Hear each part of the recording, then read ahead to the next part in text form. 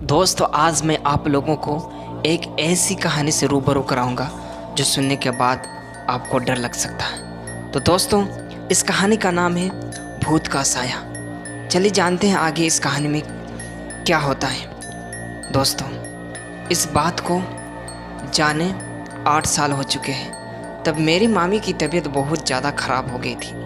वो उल्टी सीधी हरकतें करती थी और किसी को भी कुछ भी बोल देती थी। हमने बहुत से डॉक्टर को दिखाया लेकिन कुछ फ़ायदा नहीं हुआ। फिर हमारे ही किसी रिश्तेदार ने हमें बताया कि इन पर चुड़ैल का साया है और उन्हें बालाजी के लिए जाना पड़ेगा। घर वाले बिना देरी किए बालाजी के लिए रवाना हो गए।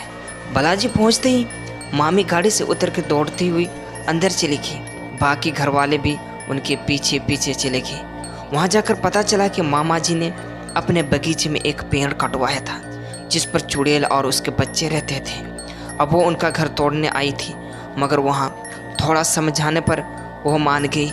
उसने अपने भूखे बच्चों के लिए दूध मांगा। मामा भागकर दूध ले आए और जैसे ही उसे दूध लेना चाहा उसने मना कर दिया और कहा मेरे बच्चे मीठा दूध पिएंगे।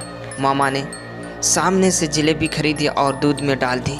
इसके बाद चुड़ैल ने जंगल में पेड़ लगाने कहा और साथ ही साथ 4 साल तक रोज उसके नीचे दूध रखने को कहा। इसके बाद मामी ठीक होने लगी और सब वापस आ गए।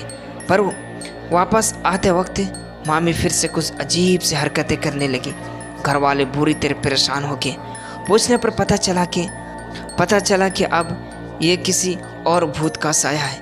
उसने बताया कि मेरे मामा को कुछ साल पहले एक सपना आया करता था। सपने में उन्हें एक आदमी पानी मांगा करता था।